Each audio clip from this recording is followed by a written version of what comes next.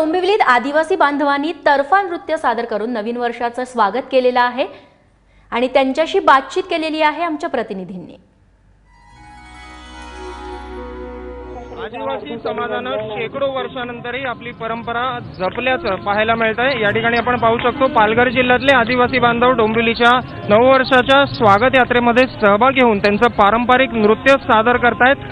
आदिवासी समाजात बनवली जाणारी ही पारंपरिक वाद्य आहेत, त्याच्या तालावर आदिवासी बांधवांनी ठेका धरलाय। मात्र या ठिकाणी एक विशेष बाब आपल्याला जी पाहायला मिळते ती म्हणजे हे जे वाद्य या ठिकाणी पाहायला मिळतंय हे वाद्य तयार केल्याबद्दल राज्य शासनानं मसे साहेब जे आपल्यासोबत आहेत त्यांना 1 लाख रुपयांचा पुरस्कार दिला होता। मसे साहेब, मला सांगा कशापासून हे वाद्य तयार केले, काय याचं वैशिष्ट्य आहे? दुधी भोपळा आणि मोठा सफेद दुधी भोपळा, त्याच्यापासून हे आमच्या परंपरा हे आदिवासी भागात वनवासी भागात याच्यावरती अनेक कुलदेवतांचा आणि ग्रामीण देवताचे आणि डोंगर देवताचे आणि सगळे कार्य याच्यावर पासून करतात। असं वनवासी भागात हे खूप चालतो परंपरा आहे।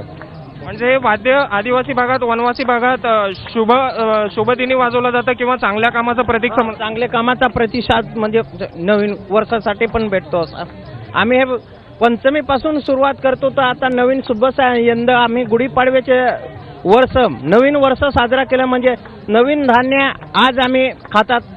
जे शहरात राहून सुद्धा लोकांना समजत नाही ते या ग्रामीण भागातल्या दुर्गम भागातल्या आदिवासी बांधवांनी एका वाद्याच्या माध्यमातून समजावण्याचा प्रयत्न केला। यांनाची नासाडी करू नये हा संदेश देण्यासह आजच्या दिवशी ते नवीन धान्याची सुरुवात करतात घरामध्ये आणि त्याचं आणि शुभ कार्याचं प्रतीक म्हणून त्यांनी हे वाद्य बनवलंय असं मसे साहेबांनी आपल्याला सांगितलंय। निनाद करमरकर, एबीपी माझा, डोंबिवली। तेव्हा डोंबिवलीमध्ये हे आदिवासी बांधवांनी तर्फा नृत्य सादर केलेलं आहे।